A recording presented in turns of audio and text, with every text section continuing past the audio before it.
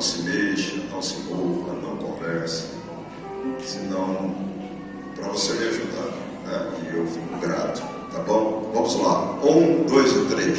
Não tem aquela traduçãozinha que a gente encontrou, né? Então vamos repetir conforme eu ensinei vocês. A primeira parte, todos junto comigo, 1, 2 e 3.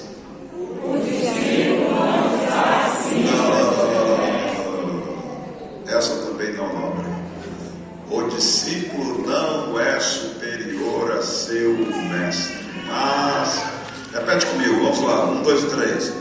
O discípulo não é superior a seu mestre, mas todo aquele que for bem instruído será com o seu mestre. Mais forte, uma vez. O discípulo não é superior a seu mestre, mas todo aquele que for bem instruído será com o seu mestre. Fala, estou determinado. Mais forte, estou determinado. Sair daqui consciente da diferença de ser crente, evangélico, cristão e discípulo. Em nome de Jesus. Nós queremos dar um aplauso ao Senhor.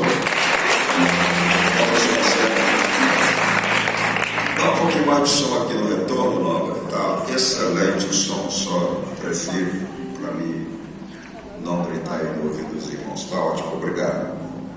Bom, vamos recapitular. Tem alguém que não veio na primeira parte, que está aqui, levanta a mão, que não veio. Bastante gente não veio na primeira parte. Escute, nós estamos falando da diferença de uma igreja de crente, evangélico, cristão, para uma igreja de discípulo. E toda a nossa ministração está fundamentada nesse livro que nós escrevemos sobre a igreja e a sua missão. Aqui está o livro, o pastor Manuel Messias dispõe ainda de vários exemplares e nós fazemos questão que você adquira o livro, porque na ministração de amanhã de manhã nós vamos literalmente ler no livro a ministração de amanhã de manhã. Então eu vou precisar que todos que vir, por gentileza, traga o seu livro. E quem ainda não adquiriu, faça a gentileza de adquirir. Ou para sim, a administração de amanhã de manhã, eu gostaria que, se possível, toda a liderança da igreja tivesse presente. Todos que lideram departamentos, que são ativos em alguma área da igreja, porque é algo muito especial que nós queremos compartilhar com os irmãos pela manhã, tá? E nós estamos falando, para quem não veio na primeira parte, da diferença de uma igreja de crente, evangélico e cristão para uma igreja de discípulo. Mostramos na primeira parte que crente até o diabo estremece. É a primeira coisa que a gente aprendeu. A segunda coisa que a gente aprendeu é que não existe nenhum ser humano da mesma espécie nossa, de pele, carne, osso e músculo, igual você e eu, que não seja crente. Ele pode ser budista, ele pode ser confucionista, ele pode ser judeu, ele pode ser muçulmano, ele pode ser católico, espírita, de qualquer credo religioso que ele professa, ele é tão crente quanto você. E aí nós fizemos a distinção que todo ser humano já nasce desde o ventre da sua mãe com a capacidade de crer em Deus, tá? Porque nós somos seres tricotômicos, composto de espírito, alma e corpo. O corpo abriga o espírito e a alma é a sede da nossa personalidade, onde está o nosso sentimento, a nossa vontade e a nossa inteligência. E o espírito humano abriga duas faculdades: a faculdade da consciência, que é a capacidade de discernir entre a mão direita e a esquerda, entre o certo e o errado, entre o bem e o mal. E ainda o espírito humano abriga a fé natural. Todo ser humano, independente do credo religioso ele já nasce com a capacidade de crer em Deus. E a palavra crente vem de crer. Ele já nasce crente. A diferença é que o apóstolo Paulo, como falamos, disse: aprove a Deus salvar os crentes pela loucura da pregação. E a fé para a salvação vem pelo ouvir. E o ouvir pela palavra de Deus. O apóstolo disse que pela graça, aí sim, nós fomos salvos por meio da fé. E ele disse que essa fé é dom de Deus. Ou seja, existe uma fé que a gente já nasce com ela, que é a fé natural. E existe a fé para a salvação que a gente recebe ao ouvir a palavra de Deus. A fé vem pelo ouvir a palavra de Deus. E essa fé, a gente não nasce com ela. Ela é um donativo, um presente adquirido sem mérito. Aí passamos a ser um crente distinto do nosso vizinho que fuma, bebe, joga, adultera. É crente, mas ele não tem essa fé para a salvação, porque a fé que levou ele a ser crente é a fé natural, tá? Então nós aprendemos que esse nome que a gente herdou desde o dia que a gente aceitou Jesus, crente, é um nome que a gente acaba percebendo que não é uma patente, não é uma marca registrada nossa, porque antes da gente ser crente, o diabo e seus demônios já eram crentes, e a Bíblia diz que eles estremecem. Como também já afirmamos que, independente do indivíduo da religião que ele professa, ele é crente. E aí aprendemos também que somos chamados de evangélicos. Mas somos evangélicos porque pregamos o Evangelho e cremos no Evangelho. Por isso as pessoas nos chamam de evangélico. Mas não tem esse nome na Bíblia. Se você ler a Bíblia de Mateus até Apocalipse, você não vai achar um texto na Bíblia chamando a gente de evangélico. A gente só é chamado de evangélico porque a gente crê no Evangelho e prega o Evangelho. E aí fomos para a palavra cristão, que significa seguidor de Cristo, baseado lá em Atos dos Apóstolos, no capítulo 11, verso 26, que diz o texto que em todo um ano os discípulos foram a uma cidade chamada Antioquia e ensinaram lá muita gente. E lá naquela cidade chamada de Antioquia, eles foram chamados pela primeira vez de cristão, tá? E a palavra cristão significa seguidor de Cristo. E é um dos nomes mais importantes, é um dos nomes mais relevantes, um significado extremamente nobre, ser chamado de seguidor de Cristo. No entanto, a despeito da relevância do nome, o nome não tem peso de caráter doutrinário dentro da Bíblia, porque esse nome não veio de dentro da igreja, não veio da boca dos profetas, não veio da boca de Cristo, não veio da boca dos apóstolos, mas o nome veio da boca do ímpio, lá fora, em tom de escárnio e de zombaria. E aí nós aprendemos que crente, a palavra crente, a palavrinha crente, que tanto a gente gosta dela, aparece na Bíblia 19 vezes. Quantas vezes eu disse que aparece na Bíblia? 19 vezes. A palavra evangélico, quantas vezes aparece na Bíblia? Nenhuma vez. E a palavra cristão, quem se lembra quantas vezes? 3 vezes. No entanto, a palavra que predomina nas Escrituras do Novo Testamento é a palavra discípulo. Quantas vezes, quem se lembra, aparece a palavra discípulo na Bíblia? 269 vezes aparece a palavra discípulos na Bíblia. Então a gente entende que seria muito mais sensato se a gente fosse conhecido lá fora, no mundo ímpio. Seria muito mais sensato se as pessoas nos conhecessem não como crente, as pessoas nos conhecessem não como evangélico, as pessoas nos conhecessem não como cristão. Seria mais sensato se a gente fosse conhecido como discípulos de Cristo. Até aí está sendo entendido, sim ou não?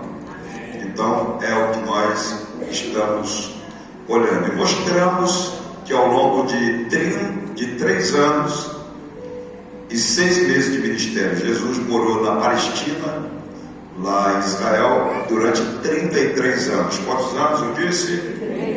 33. De 33 teve um ministério de quantos anos? 3 anos e meio. 3 anos e meio ele lidou com quantos grupos de pessoas? 2 grupos de pessoas. Grupo número 1, discípulo. Grupo de número 2, as multidões. Nós descobrimos que dentre esses 2 grupos ele concentrou a sua maior energia, o seu maior tempo nas multidões ou nos discípulos? Nos discípulos. E a gente até fez uma brincadeira achando que Jesus não era bom líder, porque o que dá ibope para um líder é a multidão. E a gente fez uma referência na multiplicação dos pães e dos peixes. Havia lá 5.000 homens, fora crianças e mulheres. Se colocasse uma mulher e uma criança para cada homem, daria um total de quantas pessoas? 15.000 pessoas. E Jesus deixa de concentrar as suas energias em 15.000 pessoas para concentrar suas energias em 12, que vai levar 1 ano para chegar a 70, que vai levar mais 1 ano para chegar, quanto? Quase 120. No entanto, por que Jesus deixou de concentrar suas energias nos 15.000? Porque os 15.000 vinham atrás dele só por causa do quê? Do produto. Eles eram consumistas. Grande multidão o seguia, porque tinham visto os sinais miraculosos que ele fazia na cura dos enfermos. Então, essas multidões de 15.000 pessoas vinham atrás dele só por causa de cura, de milagre. Hoje, contextualizando, vem por causa de casa própria, vem por causa de carro, vem por causa de prosperidade. Então, essas multidões só procuram Jesus para tirar, não procura Jesus para adorá-lo, para engrandecê-lo, para exaltá-lo, para bendizê-lo na beleza da sua majestade. Então, Jesus, como não precisa se autoafirmar em relação a número, tá? Por exemplo, a gente precisa que o nosso ego seja massageado por número. Quanto mais pessoas, mais ibope o nosso nome ganha, né? Mas Jesus disse assim: aprendei de mim que sou manso e humilde, encontrareis descanso para as vossas almas. Enquanto tinha 15.000 lá, ele podia mostrar o sucesso do ministério dele fundamentado nos 15.000. Não, mas ele preferiu usar de um dispositivo, de uma premissa. Qual a premissa que Jesus tinha? É baseado naquele texto ali. Jesus predeterminou que o discípulo não está acima do seu mestre. Na outra tradução que a gente leu, o discípulo não é superior ao seu mestre. A palavra discípulo significa aluno, aprendiz. Ele está dizendo, o aluno, quando bem treinado, não é superior ao seu mestre, mas fica igual ao seu mestre, tá? Então Jesus tinha essa premissa. Então o que ele fez? Ele ficou 3 anos e 6 meses treinando 12, tá? Depois os 12 subiu para quantos? 70. Depois subiu para quase 120. E aí ele inaugura a igreja em Jerusalém, tá? O número de membros da igreja de Jesus era quase 120 membros, mas ele havia treinado bem Pedro. E só numa pregação de Pedro, quantas pessoas vieram? Quase 3.000. O número de membros da igreja de Jesus passou de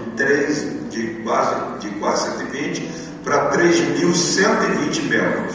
Aí você lê Atos dos Apóstolos, capítulo 3 e 4, você vê um paralítico ser curado na porta do templo, e aí o número passa para 5.000. Quando chega no capítulo 6 do livro de Atos, eles não conseguem mais contar, e o escritor resolveu escrever usando um verbo. Ele usa um verbo dizendo: naqueles dias crescendo o número de crentes. Então, vocês estão comigo? Naqueles dias crescendo o número de evangélicos. Naqueles dias crescendo o número de cristãos.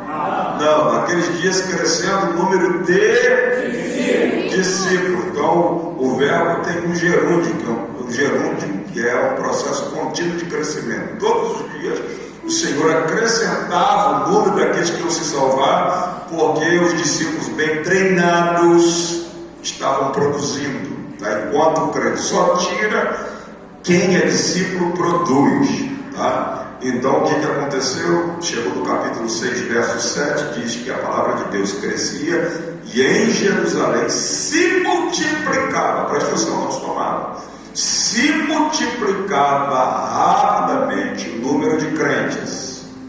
Não? O número de evangélicos? Não. O número de cristãos? Não. O número de quê? Discípulos. De discípulos. Então, guarda bem um detalhe aqui: nem Jesus e nem os apóstolos nunca pastorearam crentes, evangélicos e cristãos. Porque nós já lemos em João capítulo 6, capítulo 2, que muitos em Jerusalém na festa da Páscoa creram nele, se tornaram crentes. E o verso 24 do capítulo 2 diz que Jesus não confiava neles. Por que Jesus não confiava neles? Porque eles só vinham atrás dele, atrás de quê? Do produto. Eles eram consumistas, então Jesus não confiava neles. E aí Jesus vê que eles só vinham atrás dele por causa do produto e resolveu estabelecer uma igreja em Jerusalém de discípulos. Vou repetir. Ele resolveu estabelecer uma igreja em Jerusalém de quê? De discípulos. Começou com 12, foi para 70, chegou a quase 120, 3.120, subiu para 5.000, depois foi crescendo, depois usa um superlativo dizendo que crescia e se multiplicava rapidamente o número de discípulos. E por que a igreja primitiva era igreja de discípulo? Uma igreja de discípulo não deixa o pastor doente. Uma igreja de discípulo não deixa o pastor dar infarto, não deixa o pastor ir para o hospício, não deixa o pastor ficar estressado, angustiado, porque ela produz. Já a igreja de crente, os crentes penduram no pastor. Entendeu? É ele que tem que carregar os crentes nas costas.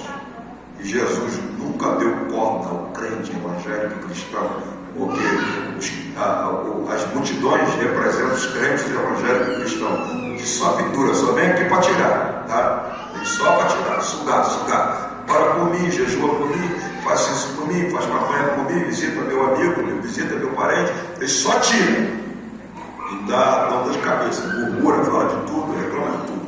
Os crentes evangélicos, cristãos, mas discípulos não.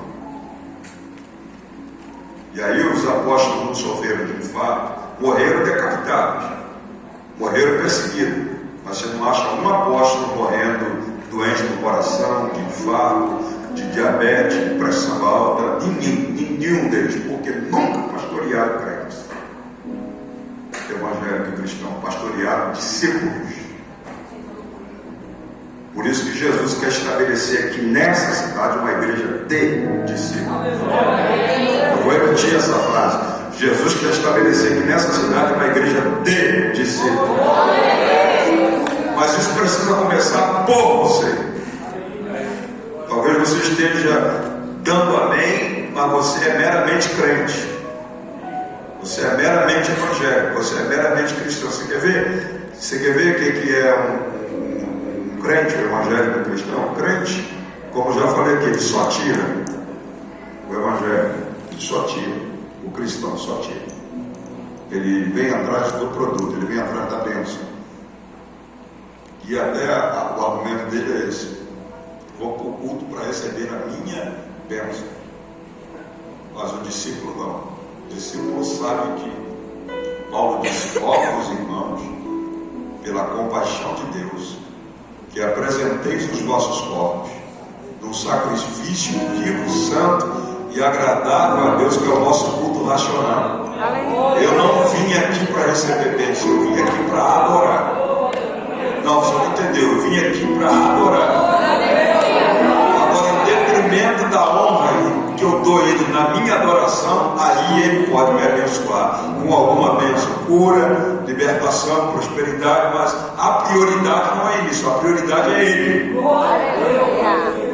Essa é a diferença do crente, do evangélico e do cristão. E toda a igreja, 80% das igrejas, com várias exceções, elas são mantidas pelos discípulos. O número de crentes nas igrejas é grande, E eles têm uma característica: o culto deles é domingo à noite. Eles não faltam à igreja domingo à noite. Desculpa a expressão que eu vou usar, meia pejorativa, mas eles são meramente religiosos. E alguns deles é a falta de alternativa. Não tem outro lugar para ir e vem na igreja domingo à noite. Mas fora desse padrão, você não consegue tirar eles numa segunda, numa terça, numa quarta. Por exemplo, hoje, sábado à tarde, 4 horas da tarde, foi programado. Não consegue tirar eles. Eles não vieram aqui hoje. Não vão vir. E quem estruturou toda essa infraestrutura operacional para ter essa conferência foram os discípulos. Os crentes já chegam e encontram tudo preparado. As cadeiras arrumadas, o som equalizado, já encontra a cantina funcionando. Já teve discípula que foi lá, colocou a barriga lá no fogão, fez o café, fez a broa, como a pastora faz uma broa gostosa, e etc. Mas o crente, o evangélico cristão, só chega quando está tudo pronto e dá murmura. Dá murmura porque o negócio não ficou como ele gostaria que ficasse. Agora o discípulo não. O discípulo sua camisa. Ele chega cansado do trabalho, mas ele fala: eu estou na obra para servir ao meu mestre. E Deus está de olho para transformar você num discípulo. O discípulo desce do salto. O crente não. O crente gosta de andar no salto. Entendeu?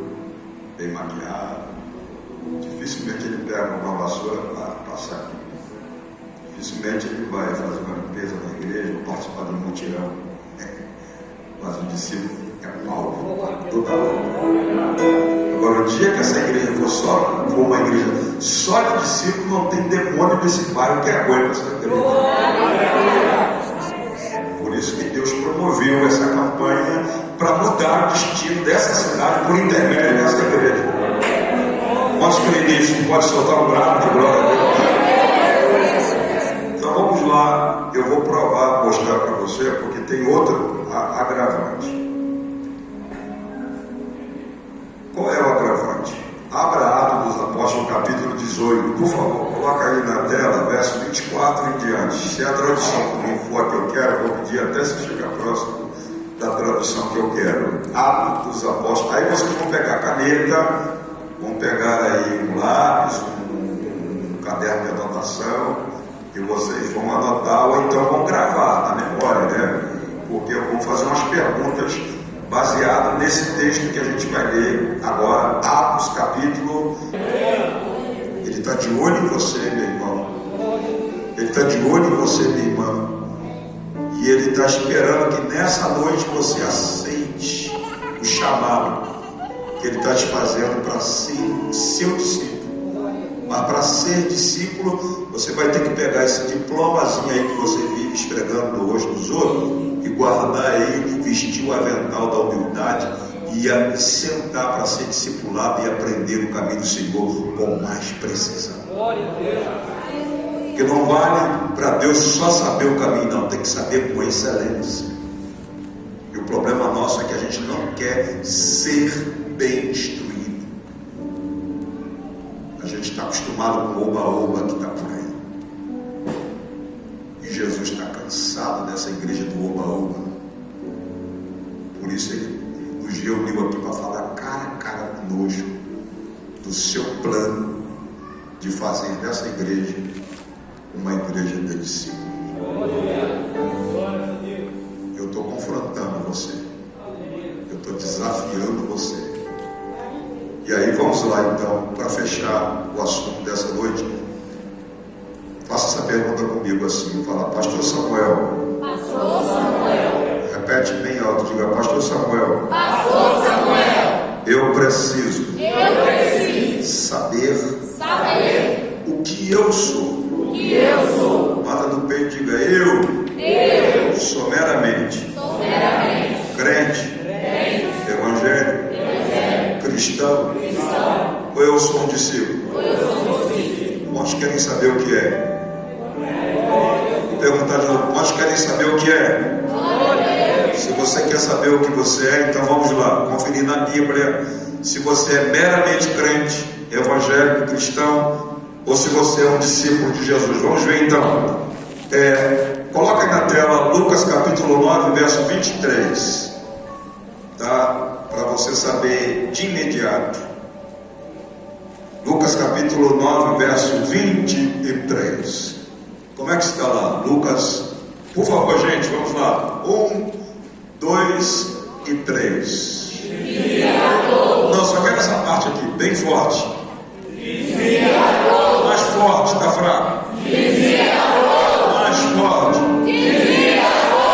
Tá, lembra? Quantos tinha aqui na multidão? 15 mil. Quantos tinha aqui? 12. Que levou um ano, passou para quanto? 70. Que passou para mais quanto? 120. Certo? Mas não era essa. A igreja de Jesus não começou com 120 crentes. Começou com quase 120 discípulos. Deu para entender, sim ou não? O número era pequeno, mas a qualidade era boa. Discípulos, gente bem treinada. Por isso que cresceu rapidamente. Tá? Essa é a diferença. Então, quantos tinha aqui? 15 mil. Esses aqui eram o quê? Multidão que vinha só para buscar o quê? O produto. Jesus confiava nele, sim ou não? Jesus não confiava nele. Então, vamos dizer, parafraseando, o diabo estava satisfeito. Falou, bom, isso aí não me faz nem cosquinha, porque só vem atrás dele por causa da bênção. Então, não estou nem preocupado, porque eles não têm compromisso com ele. E o diabo pensou que ia arrebanhá-los. Aí o que Jesus faz? Um dia Jesus pega o diabo de surpresa. O que Jesus diz? E disse o quê? Não, escutei. Disse o quê? Dizia a todos. Jesus olhou assim e falou: ei, os 15 mil que estão aí, que é meramente crente, evangélico e cristão, que só vem atrás de mim para tirar o produto, vocês estão cansados dessa vidinha? Eu estou dizendo a todos vocês, estou dando uma oportunidade a todos vocês, a todos os 15 mil. Eu não vou deixar nada para o diabo entre vocês. Eu vou dizer a todos. O que ele disse a todos? Vamos lá. Se alguém quer vir após mim, a si mesmo se negue, dia a dia, tome a sua cruz e siga-me. Se vocês estão cansados de ser meramente crente, evangélico, cristão, só andar atrás de mim para tirar o produto e não querer compromisso comigo, mas a partir de hoje, se alguém entre vocês quer voluntariamente, eu não estou botando cabresto, não estou brigando, não estou ameaçando, dizendo que se não vir vai para o leito, vai morrer. Não. Eu estou dizendo, se alguém quer vir, o que ele disse? Se alguém quer vir após mim, o que deve fazer? A si mesmo precisa fazer o quê? Negar a si mesmo e tomar a sua cruz de cada dia.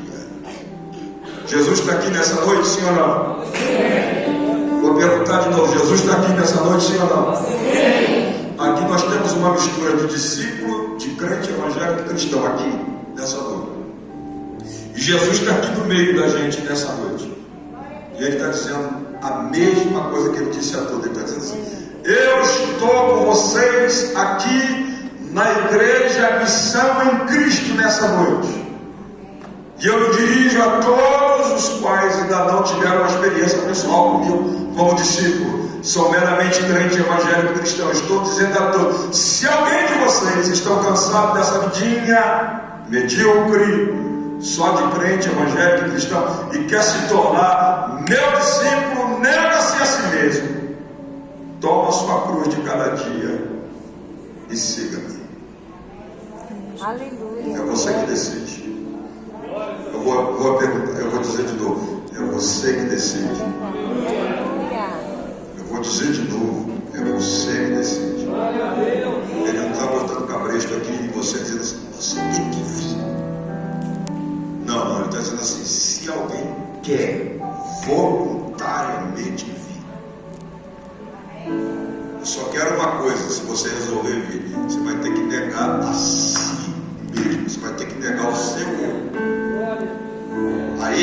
ser meu discípulo, tem que ter cruz todo dia. Cruz fala de duas coisas: sacrifício e peso de responsabilidade. Vou repetir: cruz fala de duas coisas. Quais são as duas coisas que eu disse? Sacrifício, tem que fazer sacrifício. Sacrifício para agradá-lo, sacrifício para honrá-lo, sacrifício para servi-lo. Peso de responsabilidade, responsabilidade para andar com Ele, para adorá-lo, para bendizê-lo, para magnificá-lo na beleza da sua majestade. Quantos aceitam essa proposta? Levanta a mão e libera um brado de glória para Ele. Vamos ver um outro texto.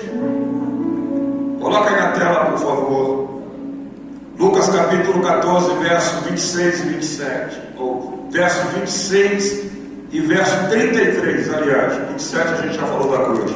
Verso 14, capítulo 14, verso 26. Vamos lá, 1, 2 e 3, todos juntos. Segura aí. Se lembra que no outro texto ele disse a... Não escutei, ele disse a... O que ele disse a todos? Se alguém quer... Não escutei, se alguém quer... Vir. Guarda aí. Disse a todos: se alguém quer vir. Agora aqui ele diz o quê? Se alguém... se você resolveu vir a mim, o que tem que fazer?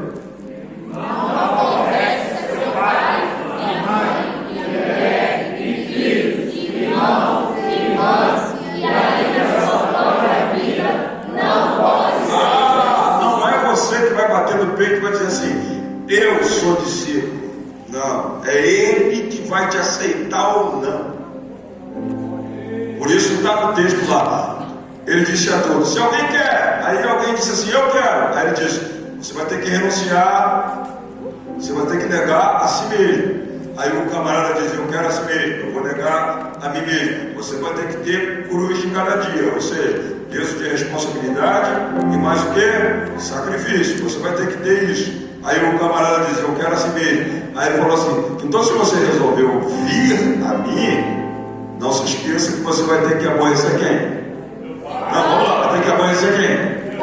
Seu pai, mais quem? Sua mãe, vai receber mais quem? Mulher, mais quem? Filho, mais quem? Irmãos, vai ter ainda a sua própria vida. Se você não fizer isso, o que acontece? Não pode ser, meu discípulo. Aí você fala assim: pastor, estou fora. Você diz assim: eu não vou me incompatibilizar com a minha família para ser discípulo de Jesus. Jesus não está mandando você se incompatibilizar com a sua família para ser discípulo dele. O que ele está dizendo? Ele está dizendo assim: se você vir a mim e aceitar o chamado que eu estou te fazendo para ser meu discípulo, eu estou falando para você que eu não aceito concorrência com seu pai, com a sua mãe, com seus irmãos, com a sua mulher, com a sua própria vida. Eu tenho que ser prioridade.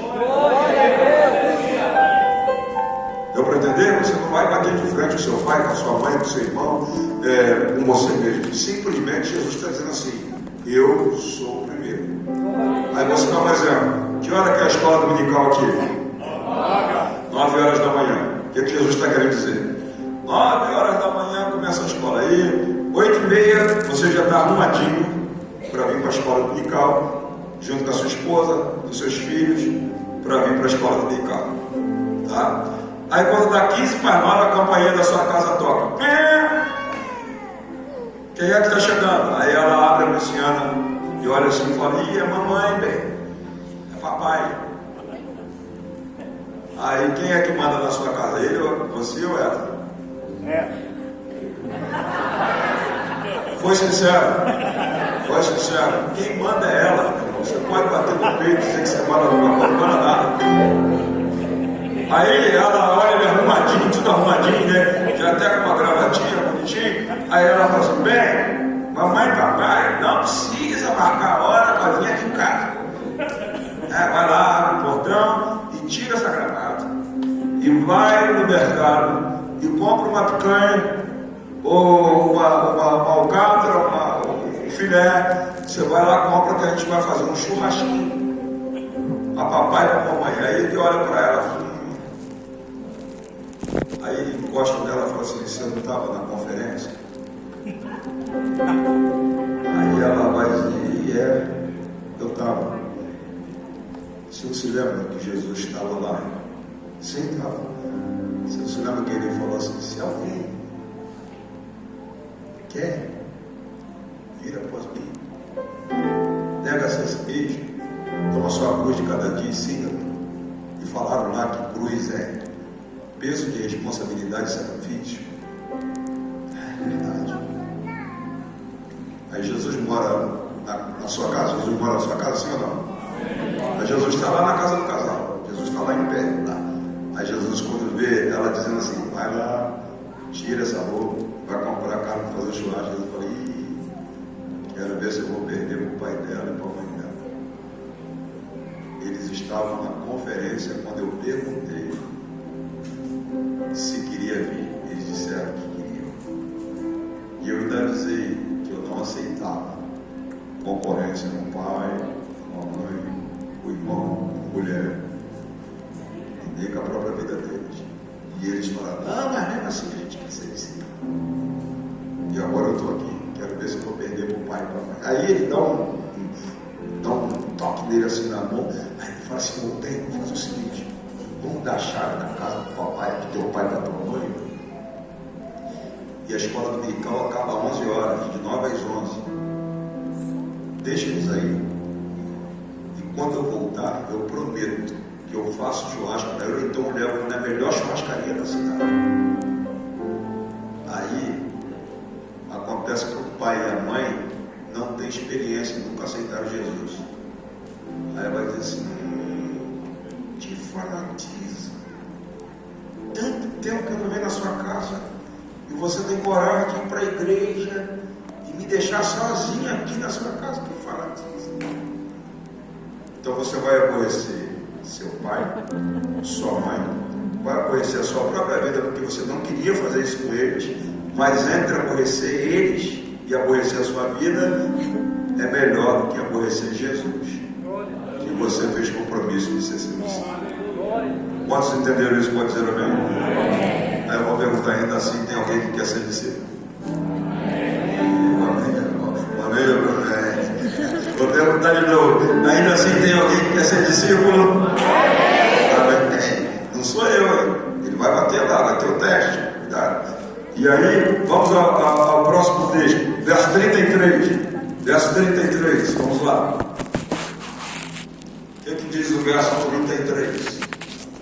Assim, pois, todo aquele que tem não renunciar tudo quanto tem, não pode ser meu discípulo. Aí você fala, eu não vou vender minha casa, meu carro, meu salário para ser discípulo de Jesus, estou fora.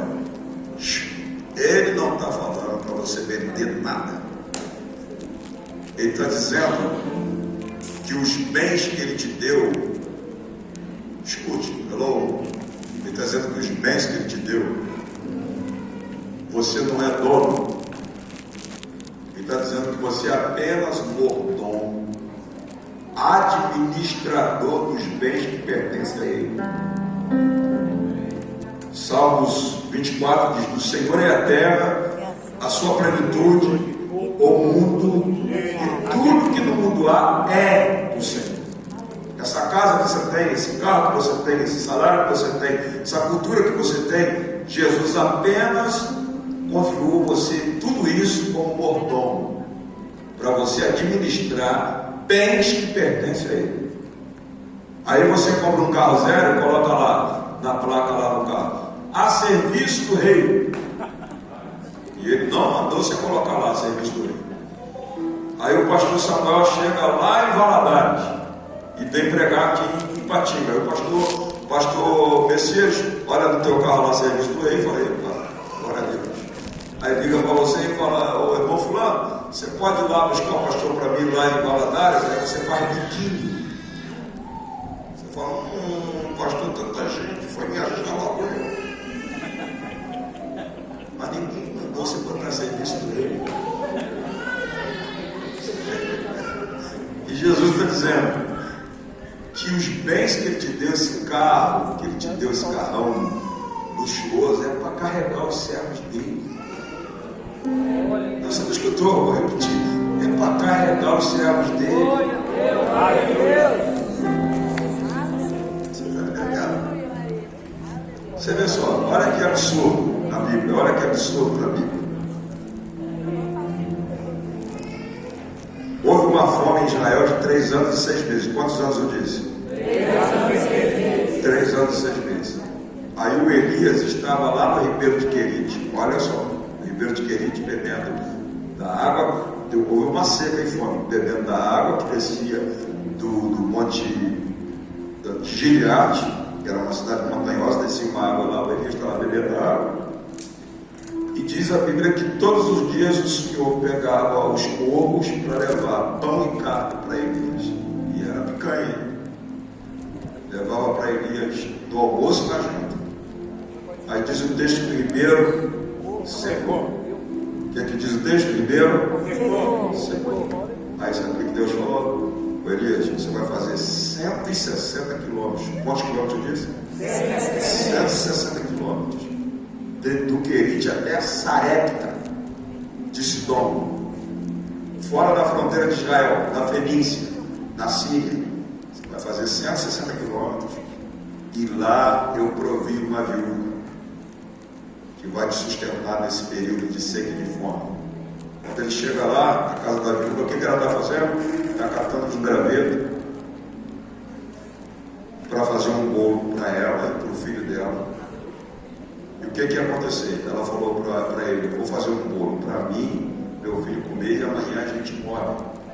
Se tivesse direitos humanos nos dias de Elias, mandava prender ele. Porque o Elias falou para ela assim: senhora, pega uma botija d'água para mim. Ela foi buscar: não, só uma botija, traz um bolo para eu comer. Ela falou: o senhor é um extraterrestre, o senhor não sabe o que está acontecendo na Terra? Está havendo uma fome generalizada e eu tenho aqui esses gravetos para catar e cozinhar. Eu tenho um pouquinho de farinha na panela, um pouquinho de azeite na botija. Vou fazer um bolo para mim, meu filho comer, amanhã a gente morre. Aí o Elias falou: não quero saber da história, faz o bolo primeiro para mim.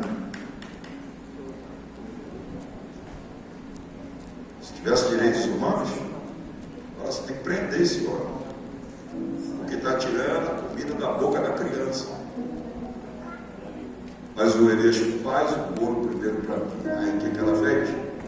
Ela falou assim: esse pouquinho de farinha, esse pouquinho de azeite que está na botija não é meu, é dele. Aí ela discerniu assim: é dele, e tem um detalhe, isso é semente. Se eu comer, morre eu e ele amanhã. Mas se eu plantar na vida do profeta, vai comer eu, meu filho e ele 3 anos e 6 meses. A farinha da panela não vai faltar e o azeite da botija. Aleluia!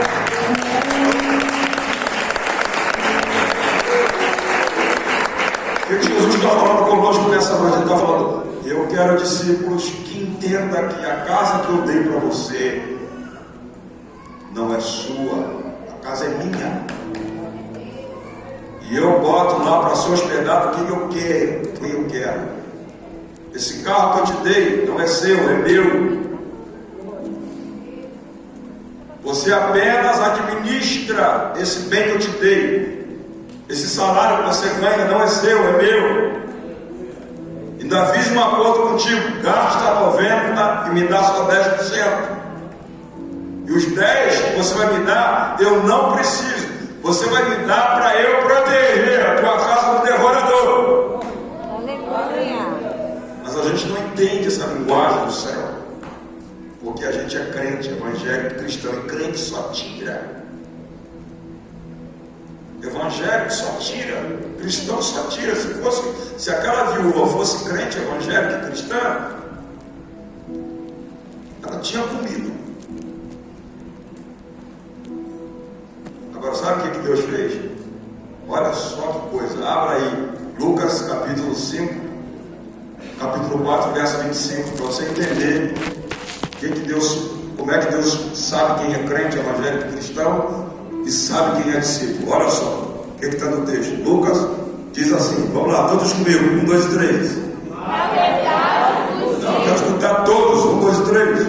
Na verdade vos digo, que muitas viúvas haviam em Israel no tempo de Elias, quando o céu se fechou, decretando 6 meses, reinando grande fome em toda a terra. Verso 26. E a nenhuma delas foi Elias enviado, senão a uma viúva de Sarepta. Jesus falou assim, Deus falou assim, ó, tem muitas viúvas abastadas em Israel, mas nenhuma delas é discípulo. Todas elas são crente evangélico cristão. 18, verso 24.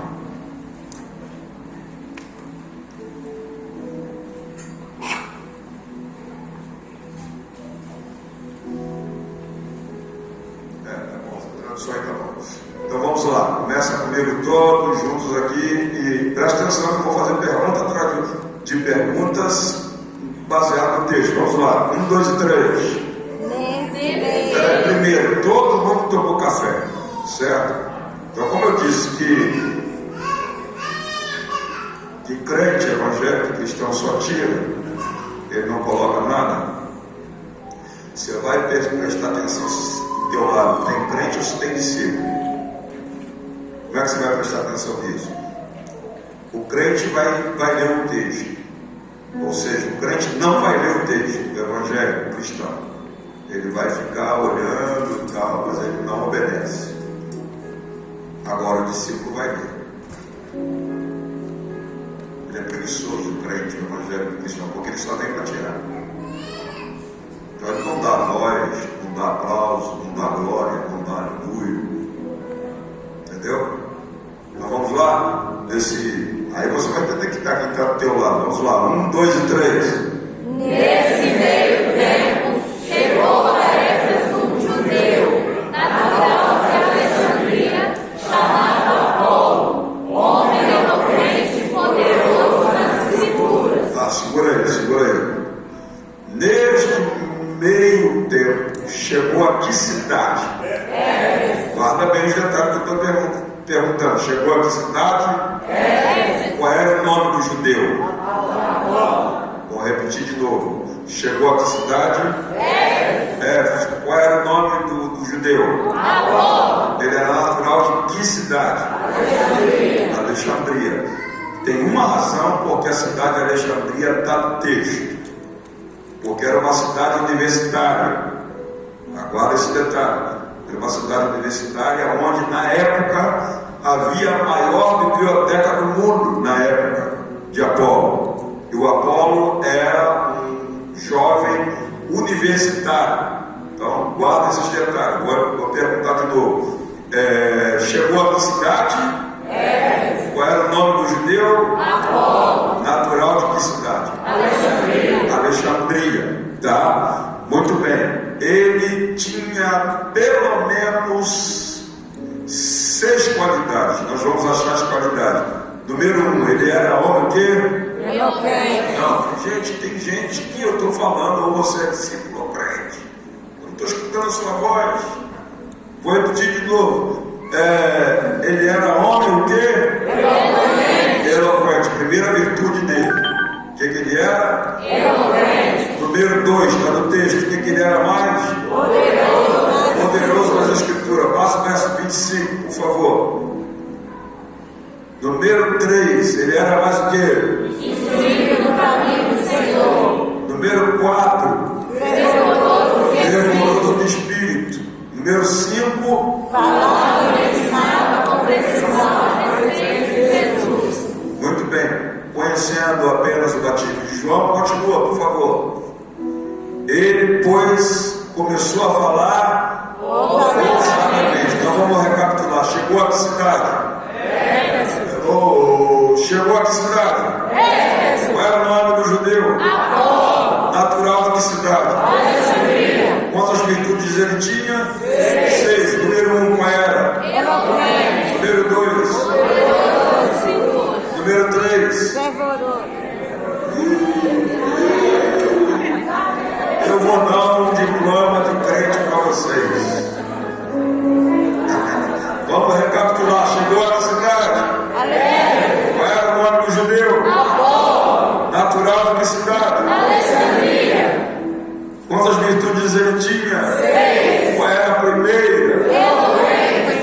2, 3, 4, 5. Número 6, falava ousadamente. Repete, falava ousadamente. Número 1, eloquente. Número 2, instruído no caminho do Senhor. Número 3, poderoso da Escritura. Número 4, rigoroso de espírito. Número 5, falava, ensinava diligentemente. Número 6, falava ousadamente. Continua o texto, por favor. Ele, pois, começou a. Continuando o próximo. Peraí, volta, pai, verso 26. Vamos lá, todos juntos comigo. 1, 2 e 3. Ele, pois, começou a falar ousadamente na sinagoga, ouvindo-o, porém, dizia-lhe. Quem o ouviu? Não escutei o nome. Quem o ouviu? Continua.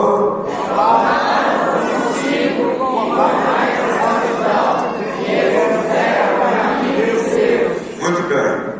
Tá, agora olha para mim para vocês entenderem o texto.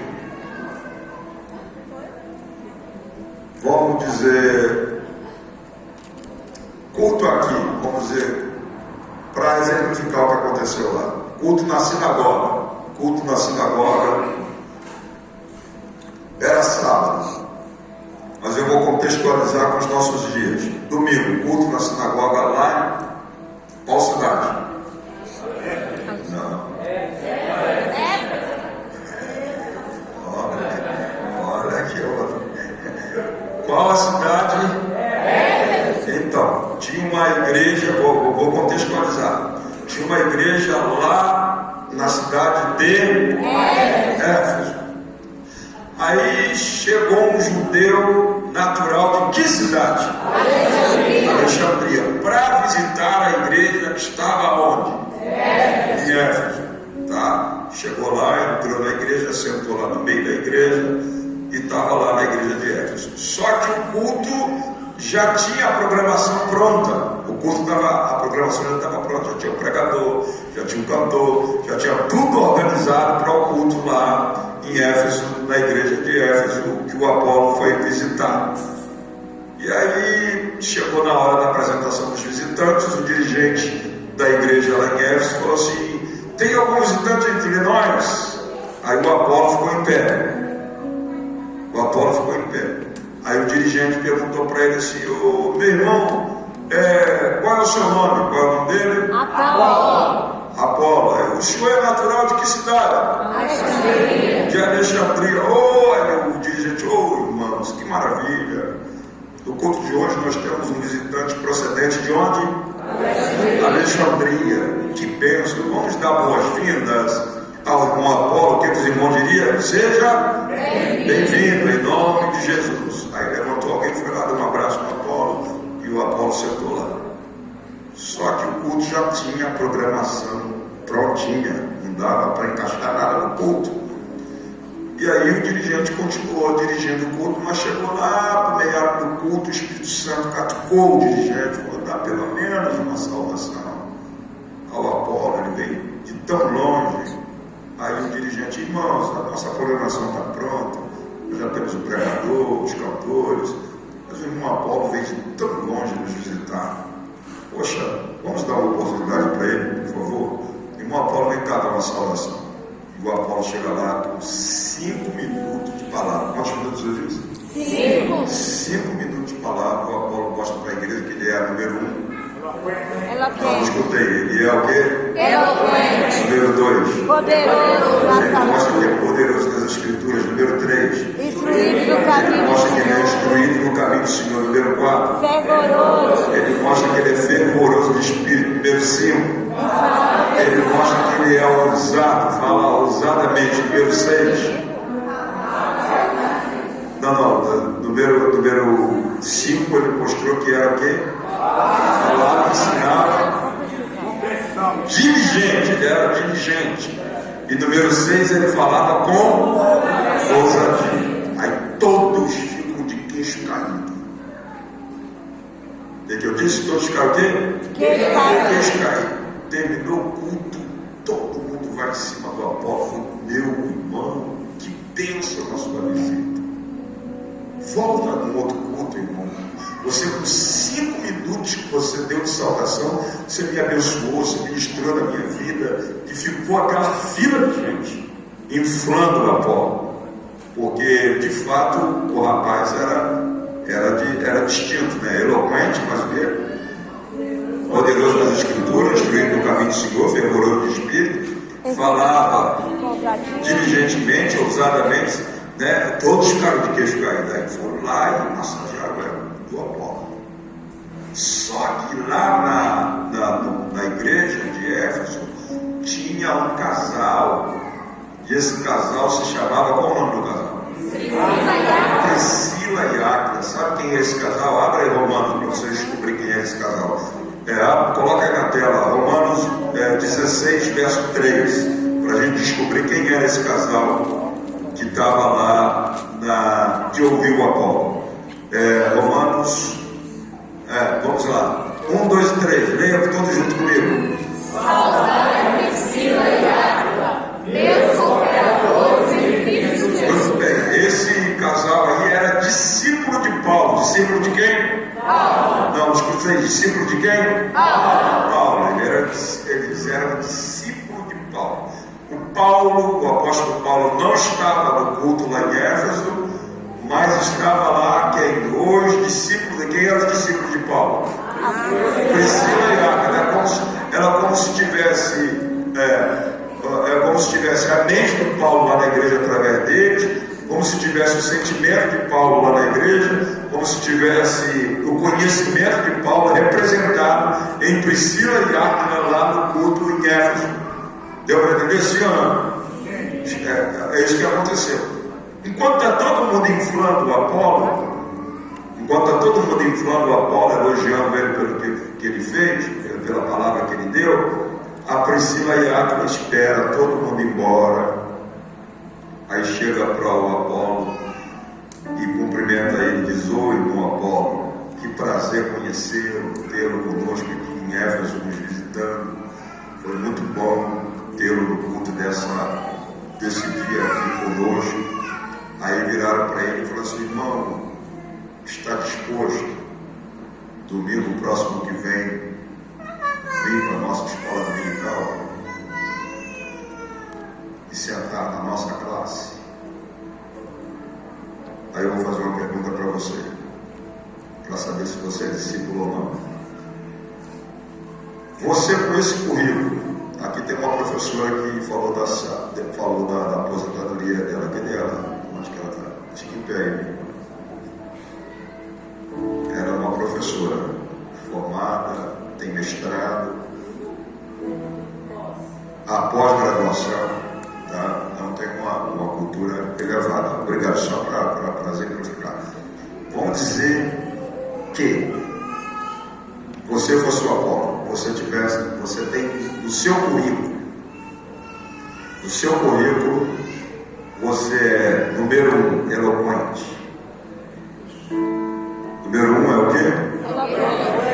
No seu currículo, você é eloquente. Número 2, mais o quê? Poderoso. Quando a Bíblia fala poderoso nas Escrituras, você não tem noção da dimensão do que significa ser poderoso nas Escrituras. E o texto está dizendo que ele era o quê? Poderoso nas Escrituras. Número 3, mais o quê? Instruído no caminho do Senhor. Número 4, ele era o quê?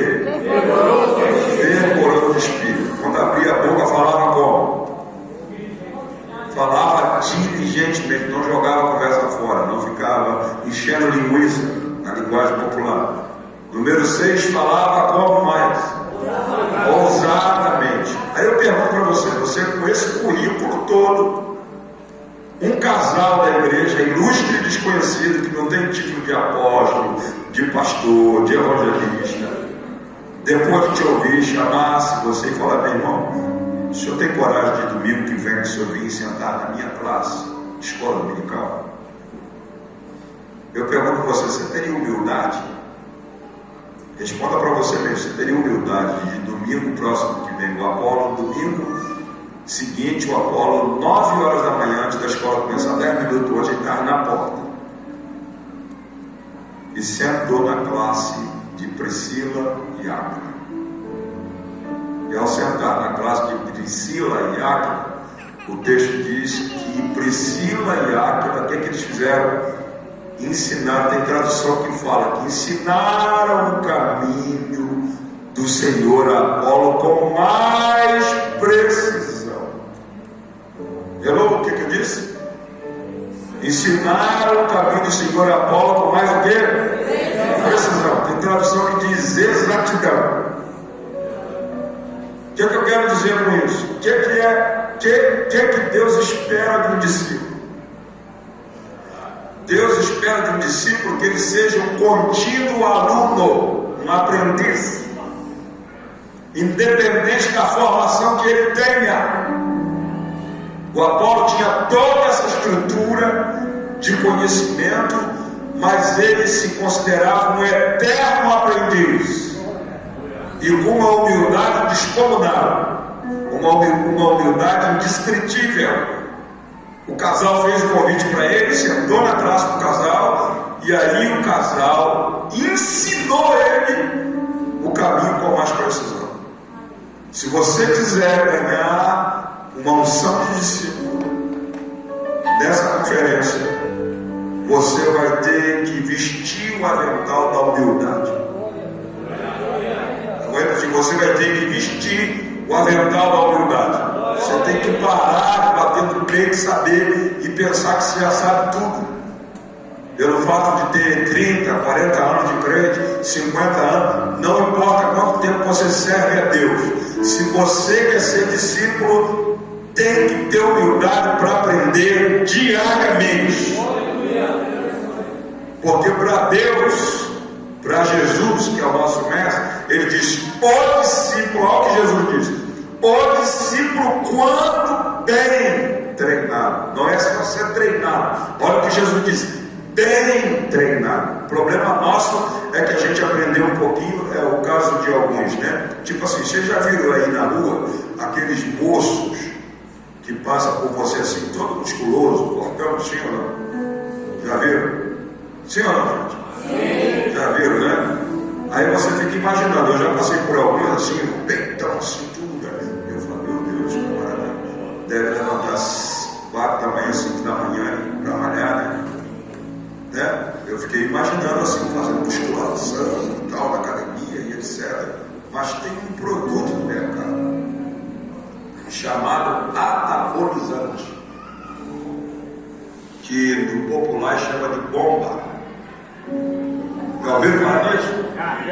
Aí você vê esse cara todo fortão assim, você pensa que aquilo é fruto de exercício, mas é anabolizante, bomba. E não é que no nosso meio está cheio de gente que tomou anabolizante espiritualmente falando. Ou seja, dormiu atravessado na cama, ficou os pés para fora, cresceu. Sabe o que significa isso? Eles vão para a internet, porque hoje a internet o Google hoje é um instrumento. O cara vai lá, bota lá o pastor Samuel Ribeiro, aí vai lá e acha o sermonário do pastor Samuel Ribeiro, grava todo, ou então ouve uma mensagem do pastor Samuel Ribeiro, e aí grava, decora tudo, e chega aqui e arrebata a igreja. Arrebata a igreja, aí os menos avisados vai lá e faz o que os irmãos de Éfeso fizeram. Começa a me falar, o camarada fala: rapaz, está pregando mais do que o pastor Manuel Messias, tá? Você já podia ser o nosso pastor. Você está entendendo? E tem muita gente inflada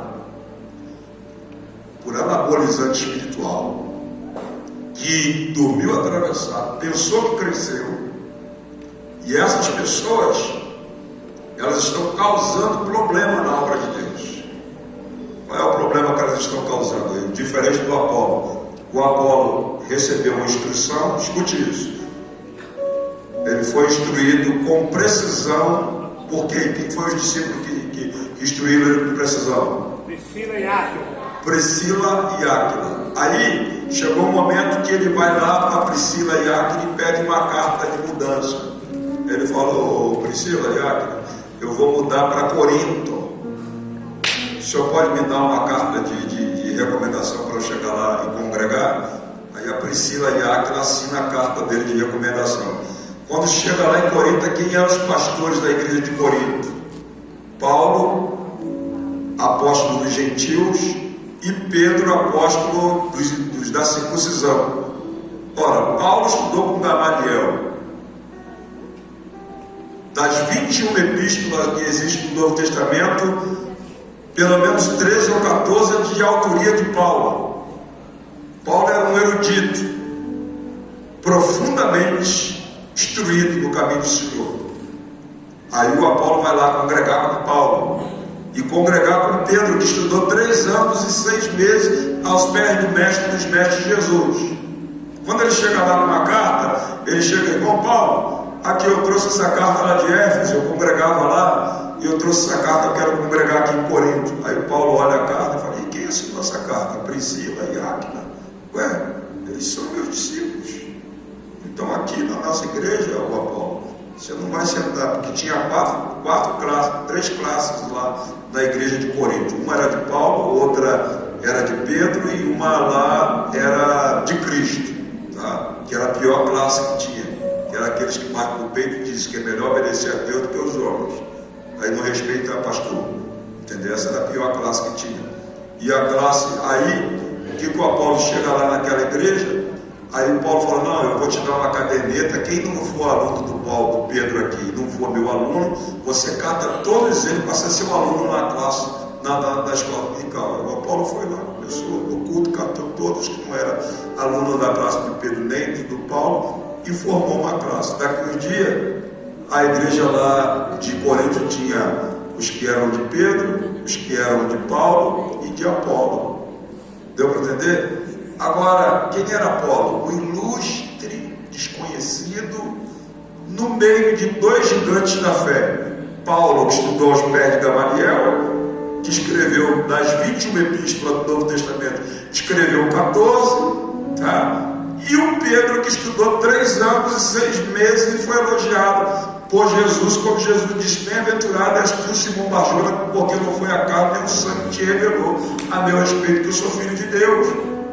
Você está entendendo? E o Apolo chega lá no meio dos 12 e consegue ter gente para frequentar a classe dele. Tinha irmãos que chegavam onde a classe do Paulo ia para a classe do Paulo, onde a classe do Pedro ia para a classe do Pedro. Já tinha irmão que chegava: não, eu quero estar na classe do irmão Apolo, porque o irmão Apolo é eloquente, o irmão Apolo é instruído no caminho do Senhor, o irmão Apolo é poderoso nas Escrituras, o irmão Apolo é fervoroso de espírito, o irmão Apolo fala diligentemente, o irmão Apolo é ousado e ele foi instruído com precisão no caminho do Senhor por Áquila e Priscila. Deus não nos reuniu aqui por acaso. Eu vou repetir isso agora. Deus não nos reuniu aqui por acaso. Elas só tiram, elas não dão. Então eu vou fazer o meu profeta fazer 160 quilômetros. Ele vai passar na geografia inteira de Israel, vai atravessar a fronteira e vai achar uma viúva gentílica. Essa é generosa.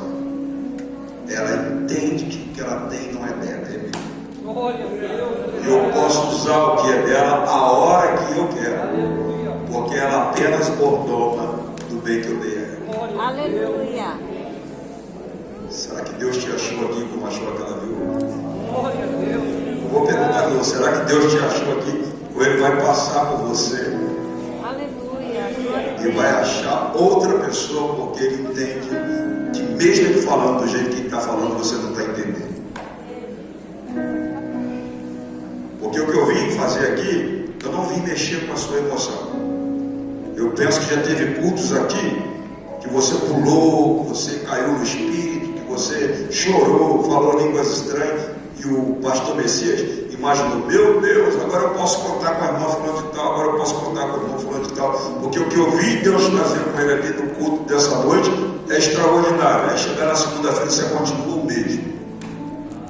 Então eu não vim mexer com a sua emoção, eu vim mexer com a sua consciência.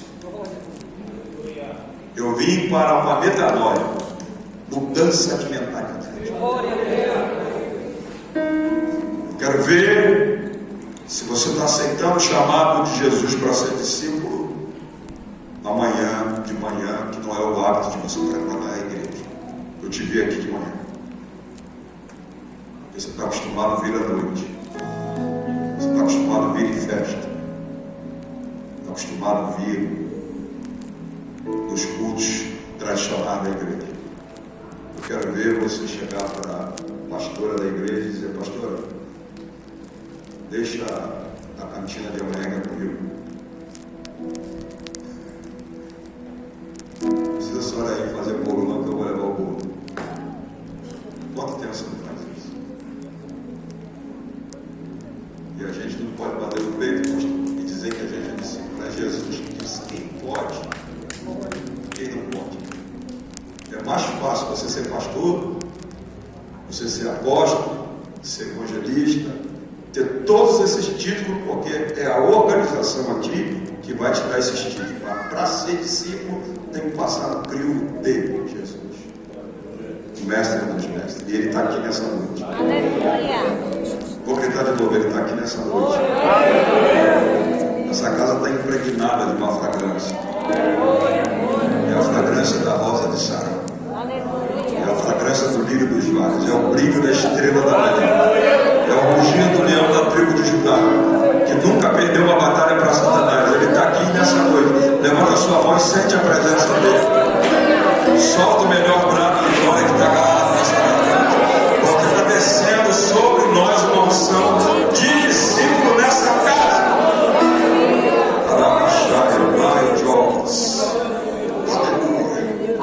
Posso estar entendendo? Pode dizer glória a Deus? Agora eu vou perguntar uma coisa para vocês. Veja bem. Abra ainda, coloca ainda na tela João, ou seja, João 8, 31 e 32. Vamos lá, coloca na tela, por favor.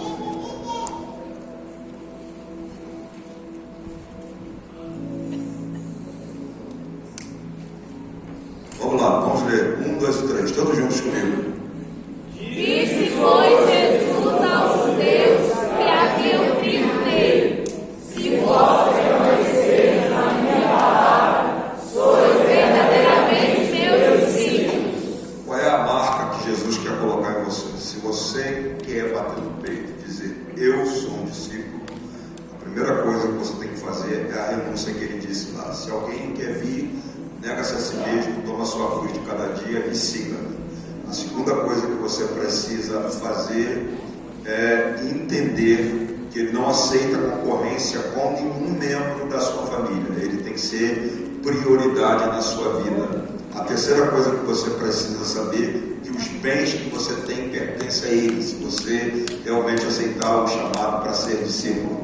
A quarta coisa que você precisa é ter identificação com a palavra. Ele está dizendo assim, ó: disse, pois, Jesus aos judeus que haviam crido nele, se tornaram crentes, crido nele: se vocês permanecerem na minha palavra, ou seja, se vocês permanecerem na minha palavra, sois verdadeiramente os meus discípulos.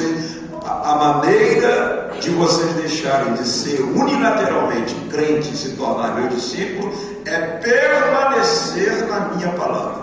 Agora, se vocês quiserem ouvir de mercador, ouvir a minha palavra essa noite e amanhã continuar na mesmice, vocês continuam com o status de crente evangélico e de cristão. Vamos ver uma outra marca que tem o discípulo. João capítulo 13, verso 34 e 35, por favor. Coloca lá na tela João capítulo 13, verso 34 e 35. Vamos ver o texto. 1, 2 e 3, todos comigo, por favor. Novo mandamento vos dou, que vos ameis uns aos outros, assim como eu vos amei, e também vos ameis uns aos outros.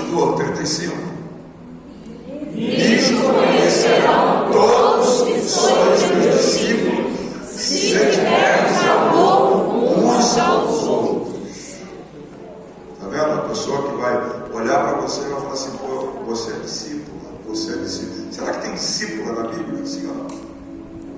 Tem?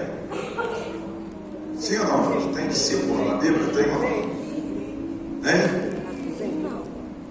Tem ou não tem? Quem acha que tem?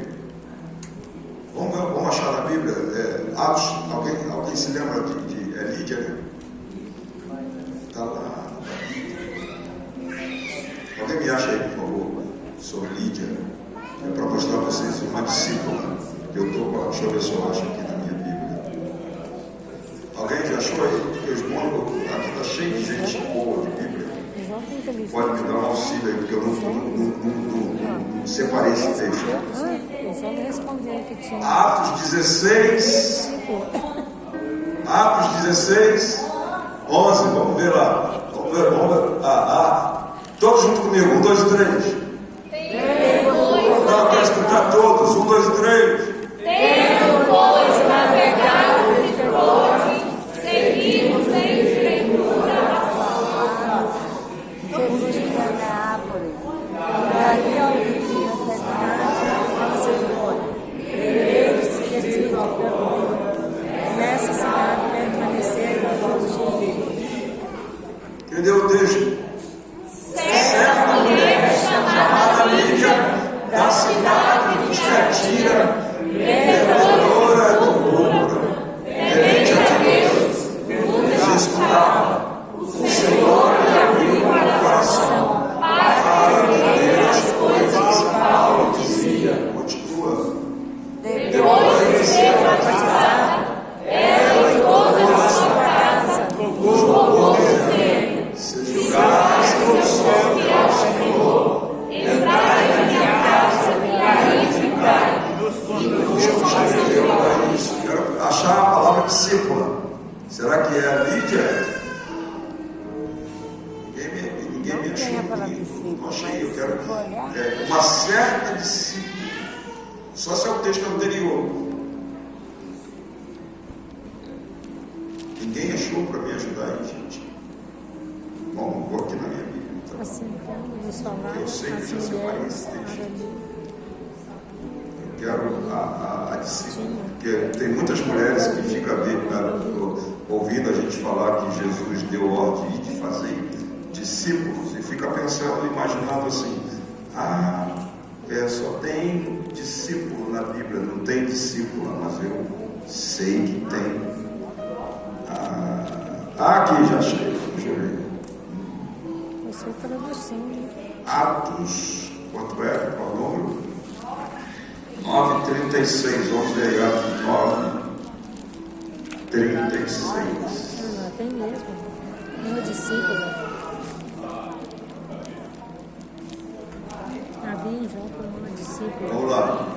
Havia em Jope, leia lá, só as mulheres, olha lá para vocês. Só as mulheres, vamos lá, gente. Havia em Jope uma discípula por nome Tabita, nome este que traduzido quer dizer Dorcas. Era ela notável pelas boas obras E as mãos que ele fazia. Está vendo lá?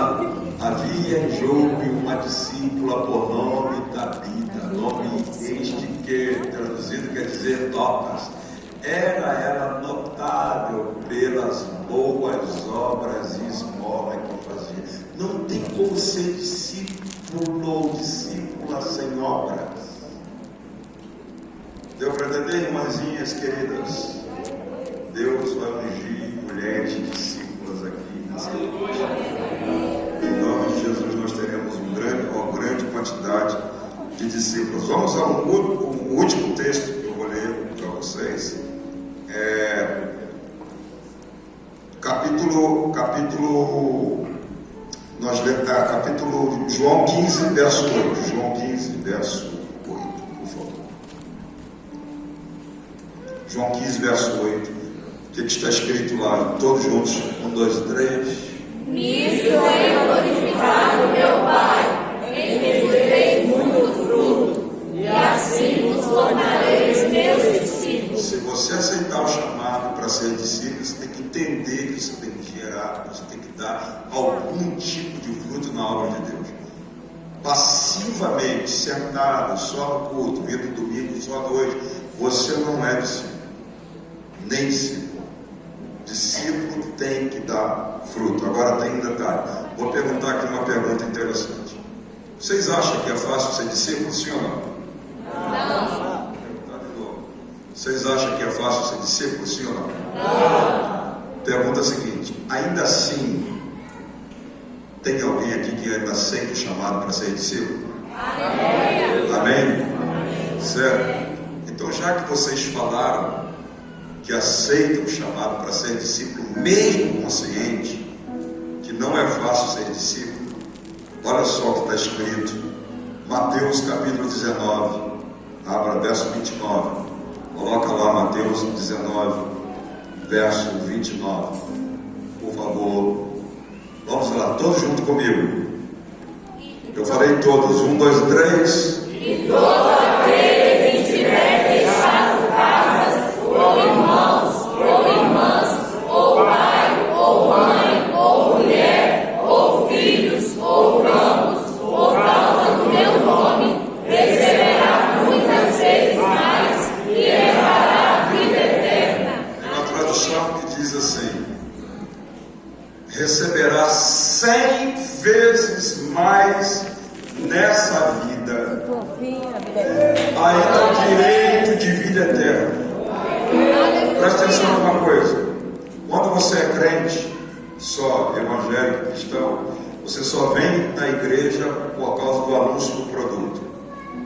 Irmãos, culto da vitória, milagre em casa própria, prosperidade, aí você vem, porque anunciou o produto. E como você é consumista do produto, aí você vem por causa do produto, certo? Mas quando você é discípulo, você não precisa andar atrás do produto. Guarda isso. Quando você é discípulo, você não precisa andar atrás do produto, é o produto que vai andar atrás de você. A Bíblia diz: essas bênçãos seguirão. Vai chegar um momento, se você se tornar discípulo, que você vai dizer assim: larga do meu pé, Deus, larga. Já estou muito abençoado. Você não precisa ir atrás do produto, o produto que vai atrás de você.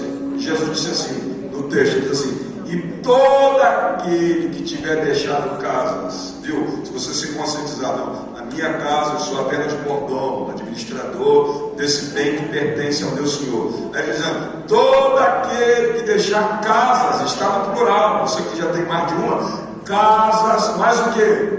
Ou irmãos, ou irmãs, ou pai, ou mãe, ou mulher, ou filhos, ou campos, por causa do meu nome.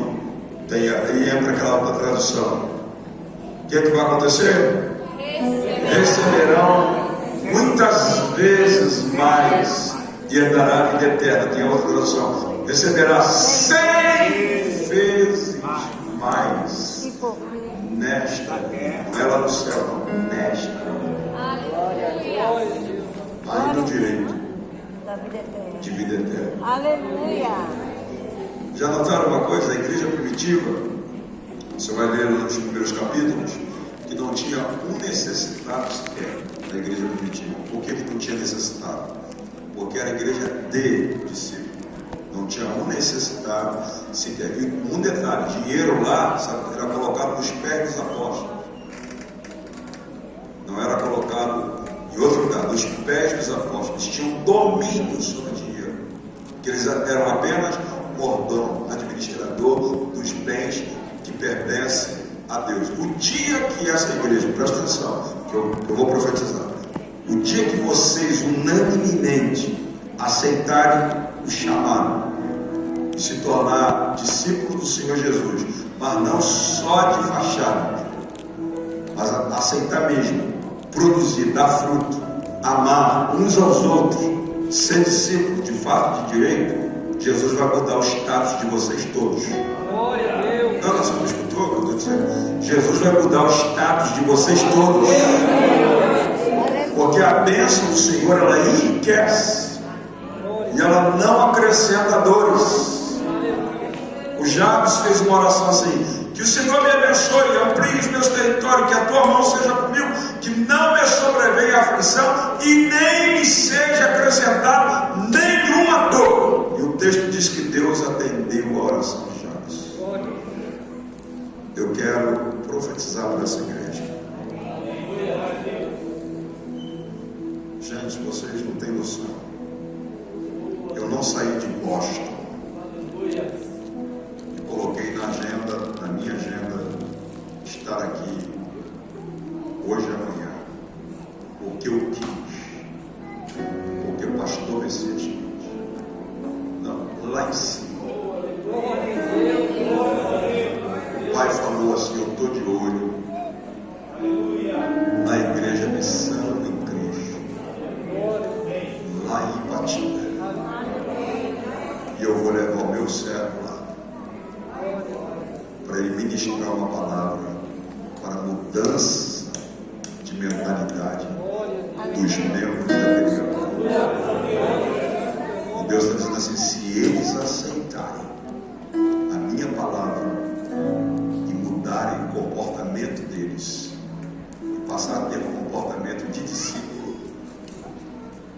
eles não vão precisar procurar o produto, porque eu vou acrescentar 100 vezes mais na vida desse rebanho. E daqui uns dias vocês vão ter que quebrar a parede, comprar mais imóvel por aqui, porque Deus vai fazer crescer, como crescia a igreja primitiva, rapidamente o número de discípulos. Mas isso tem que começar individualmente. Eu vou fazer um apelo agora. O apelo que eu vou fazer: eu não preciso que você venha aqui para massagear o meu ego. Eu estou fascinado. Eu viajo bastante parte do mundo ministrando essa palavra. Então eu não preciso disso. Se as pessoas que levantarem, pode ser uma só que se levante, aceitando o chamado para ser discípulo, eu já ganhei a minha vida aqui em Ipatinga. Porque se Deus pegar uma pessoa que aceita ser bem treinada para passar a ser igual a Jesus e reproduzir as obras que ele fez, essa cidade vai se transformar como uma pessoa. Agora imagina se toda essa igreja aceitar a chamada. Então eu vou fazer um convite. Eu já perguntei: é fácil ser discípulo? Vocês disseram não. E eu perguntei: ainda assim alguém quer ser discípulo? Alguém disse: eu quero. Então você que disse eu quero, sai do seu lugar e vem aqui na frente. Não precisa chorar, não, vem aqui na frente.